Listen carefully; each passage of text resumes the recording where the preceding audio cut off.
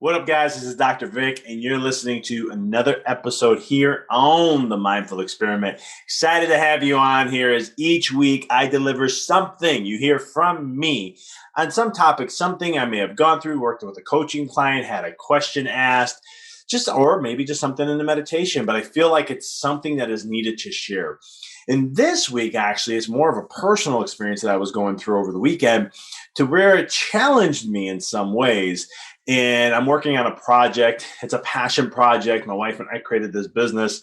And one of the things is where, you have a set intention, you have a plan, you know each step, how you organize everything, you prepare everything, you put all the energy into it, you set it all up to be great. And then when the time comes, you hit a wall. Something comes up. You don't get to the level where you achieve what you wanted to get to or get done, right? How many times how many times have that has happened to you in your life, right? Where you want to get to something, you want to achieve something, you want something to happen, and it doesn't. And you keep going, right? You listen to the self motivation, the self improvement, the personal development, the motivational videos. You listen to them, right? You gotta grind, you gotta hustle, you gotta get sweat equity, right? All these things, and you keep pushing, wall after wall after wall after wall, right? Have you been there? Because I know I have. Thankfully, I've learned a portion of the lesson. I wouldn't say 100%. I'm still a student of life for the rest of my life. It's just what's going to be. But there comes a time where, when those things happen to you, what is it that you do for you? Okay. How do you get yourself through it? What story do you have to tell yourself? Do you have an anchor, something to pull you, to center you, to keep you in a place to where you can keep moving forward in a positive manner? These are things you want to know. This is all mindset stuff. This separates the millionaires to the billionaires. This separates the losers to the winners. This separates all those things. Here it is, right here. I'm going to share with you guys today. It's real simple, straightforward, and it's something that you can utilize and empower your life, okay? It's a chiropractic principle that we share a lot of, and what the goal of the chiropractor is, a true chiropractor, a chiropractor who focuses on neurology and the brain and making sure that's all improved and communicating properly. That type of chiropractor is going to look at to improve the flexibility of the brain, the flexibility of your neurology. And what flexibility means is adaptability, okay? How do you adapt to different situations where the brain, if it has to get into work mode, if it has to get into stress mode, if it has to go survival, that's fine. It's going to rebound right back into repair, growth, and development and keep it back and forth in this flexible model.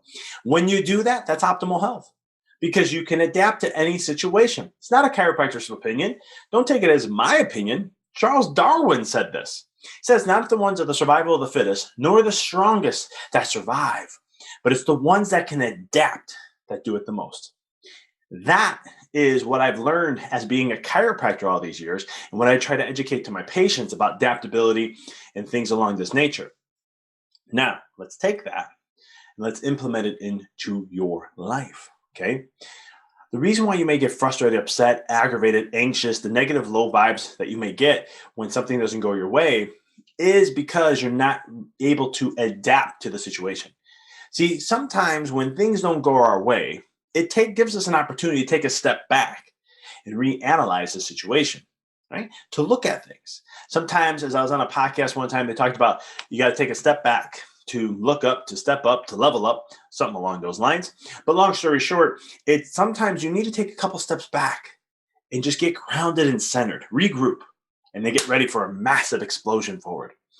And a lot of times what I've learned is that happens, even when it just seems like one thing after another just keeps failing and failing. And as much as you put positive vibes and you do this meditation work and you center yourself, it just keeps failing. And sometimes it's because your drive of wanting to get to somewhere with ignoring the lessons that have to be learned or the beingness that you have to become ends up being the one big obstacle that you create for yourself. And just like anything in life, you can sometimes force things to happen, but it's going to cost you to do that. But there's another game to it. And that is understanding what are those lessons? What are they there to teach you? What are they there to help you evolve and grow? And That's what I learned over this weekend is how can I take time for me, even though I have set plans of what I need to get done, right? I have to go somewhere. I have only a small limit of time and I have to get a lot of things done in a small limit of time.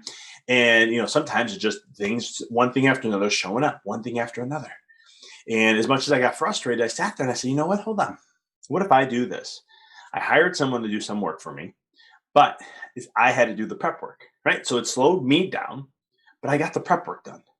Got the prep work done. I said, when I come back to do more work, guess what? All the work that I needed to get done will be done because I had to spend more time on the prep work. And I said, wow, that's a great analogy because it's just like cooking. The most of the time when it comes to cooking is the prep work. It's not the cooking, but cooking is the easiest thing. It's the prep work. I did an interview, not an interview. I was asked to speak to students, kindergarten to sixth grade, and it was great. I loved it. It's not as fun as when you have them in front of you, but we did virtual. And so it was great to kind of have that conversation because the questions they ask, it's not things that I would think about, and it's always fun. The most simplistic questions that they ask, it's really fun and exciting. In there, they were asking questions, and one of them was, what's the easiest thing and the hardest thing you enjoy about your job as a chiropractor? And I love that question because what I said is adjusting people is the easiest thing in the world for me. And it really is because I've already planned, I've done the work, I've prepared, I've executed, I'm ready to go. Now it's just doing the work. It's the same thing as cooking. It's just like anything else in your life. You do the prep work, that's always the longest. And when it comes to execution, it's simple as that. I remember in sports and baseball specifically, I would prep and precisely work on things. I remember right after I got out of I was an undergrad, and it was just, I was a fanatic for this. If I made a bad throw, if I didn't do something right, I would practice to get that routine down till I did. And then when it came to the next game, I was ready to get going. I was ready for game time. I spent hours upon hours upon hours, 10, 20, 30, 40 hours to prepare for a 2-3 hour game, right? 40 hours of preparation for a 2 to 3 hour game. And again, everything in life is like that. If you want to build a business, doing the business stuff is kind of the easy part, but preparing and working on the business and things like that is usually the harder part. And the thing for you is you got to figure out how to adapt. And I don't mean how to adapt to create a successful business. That's not what this is about. It's how to adapt within your mind to be more flexible. What are the things that you're doing to give your mind flexibility to be able to adapt and shift and change in the ways you need to? How do you weather the storm? How do you get through obstacles? What grounds you? What centers you? What anchors you? Okay. You got to really look for that because guess what? In life, no matter what happens, you're going to have hardships. They're coming. Obstacles, they're going to be there. They're always going to be there, always going to come no matter what. You're always going to face them. And the individual that thrives and achieves that freedom that most people or all people seek for, they achieve it because they face the obstacles and let that teach them, let that help them learn, evolve, grow, expand. Okay. When you allow for those things to happen, things transform. And for me, it was my certain thinking that I thought this is how it needed to go. Now, 5-10 years ago, I was the type of guy who said, no, this is how it's still going no matter what. This is what I know is going to work. As I've gotten older, I've learned to be a little bit more flexible, not because some people say, well, you're weak or you're giving in. No, it's because I have to look and see what's the main objective.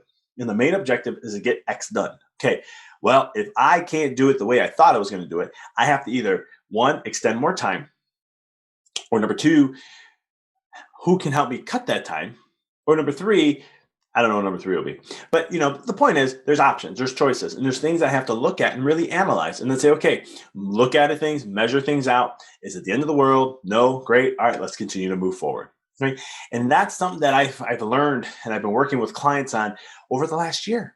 Right? COVID, lockdowns, all those things. It's one of the things where how do you adapt to the situations? How do you shift, right? COVID came. I had a couple of clients who had their businesses shut down. Okay, shut down. Income gone at the moment. We strategized, we adapted. That was the key point. We adapted. You talk to them now, they're thriving. And the key thing is because we had to shift gears and learn how to adapt. If you can shift gears and learn how to adapt in life, in all aspects, have that flexibility, it transforms everything. And if you focus on the things, and I'll do this in podcasts later, I've talked a lot about this stuff in the past in my podcast, but I like to bring it up in new concepts because who I was 2-3 years ago doing this podcast is not who I am now. And so it's one of the things where What are aspects that you can do that help train you to build that muscle so that you can have more flexibility? You can handle the sway. Think of it as a tree in the wind, right? It just sways back and forth. It doesn't break. It lets the wind move it. It knows it can handle it. It knows it can take it on. And it's just going to handle what happens. Instead of trying to be like, no, we can't shake because what if we break? What if we do this? What if we do that, right? Just go with the flow. Be fluid. Be like water, Bruce Lee. And so those are the key concepts that you can truly create transformation in your life in many different aspects if you just focus on how to be more adaptable, how to be more flexible. That's going to be the key to any success in your life: marriage, relationships, kids, mental health, physical health, so much more, right? How do you have to be adaptable in physical health? Well, the same things that worked 10 years ago is not going to work now. It can help, but you have to adapt to what the body needs. There's things you're going to have to add, right? Things break down. Weaknesses show up more over time. What do you have to strengthen? Where are your weak points on your body? Your body will always let you know. It never lies. If you have pain, there's reasons why pain's there. And it's not where the source is majority of the time, 90+% of the time. So those are things that you have to understand, that as you grow and evolve as a human being, what are ways to adapt? Businesses, entrepreneurs, CEOs, executives, these concepts are applied to you just as the stay-at-home mom. All these concepts apply to every aspect of life. And this is what this podcast is all about, is how do we find principles that align to all things? Because that's what I'm all about, is understanding the common thread about the fabric of life. And if I can understand the common thread of the fabric of life, I can talk to anyone in any industry, in any sector, in any department, and any person working in any of the public sectors or any aspects of life. And you can apply these things because they're universal laws, they're universal principles, and they can be applied and they'll be utilized and worked with. Just like I said, preparation is usually the longest time for something. The work of the action to it isn't. Speaking, same thing, right? Presentations, got a report to do, same thing. If you're going to write an essay in school, same thing. It's a lot more work than essay work, right? I'm writing essays. I finished up my pediatric certification, had to write 19 essays. And it was one of the things where the research that I had to do for each essay took me about 3 to 4 hours each, okay? But the writing of it, not hard at all. Once I got my thought points put together and got the research articles to tie in with my thoughts and what I was trying to present, it wasn't hard, but it was a lot of detail before that. In every aspect of life, it's the same thing. Just like look at women who give birth. 9 to 10 months, you're prepping, you're getting ready, body's getting ready, especially the last 3 months. It's really working on prepping the whole system. And then depending on your first labor, if you're going to a chiropractor, 9-10 hours, active labor, 4 centimeters, then if you have your second child or more, that's going to be anywhere from 4 to 5 hours with a chiropractor. And I say with because chiropractic can reduce up to 30 to 50% of labor time. Just depends. I mean, first one's going to be around 30 something percent. Second one's up over 50%, which is nice. I would, if I had an opportunity to reduce labor time, I'm doing it. But long story short, it's also other factors that play a role. But it's interesting things that the preparation and then the big game, right? Michael Jordan did the same thing. Kobe Bryant did the same thing. Tiger Woods did the same thing. Lance Armstrong did the same thing. These guys prepped thousands upon thousands upon thousands upon thousands of hours for the big game. And the big game, 48 minutes, 50 minutes, 60 minutes, a couple hours, whatever it is. The amount of work for the big game is very minute to the preparation. So how do you prepare? How do you get yourself to be anchored? How do you prep that mind? Because that's going to be the key to your success. What are you doing on a daily basis? What are you doing to keep you anchored and consistent? What are you doing to help build the muscle to keep you flexible, right? These are the things that are going to matter the most. The more that can keep you flexible, stable, centered, and balanced, the more you can weather through storms and thrive in your life. So that's what I have for you today. It's something that I went through and it was interesting. And I was like, this is a great concept to share because I was thinking about how I would have normally reacted. Don't get me wrong, I'm human. I was frustrated at the moment. But then I thought about it, I meditate on it, and I reflect and say, okay, what are my options? What do I have? There's always options. And then what are the best ways that I can address this? So I hope you find value in this. I know that it did for me, and I know that you could find value also in this. So any questions you have, please let me know. But as always, I appreciate you guys tuning in to the Mindful Experiment. As always, this is Dr. Vic. Until next time, keep rocking and rolling.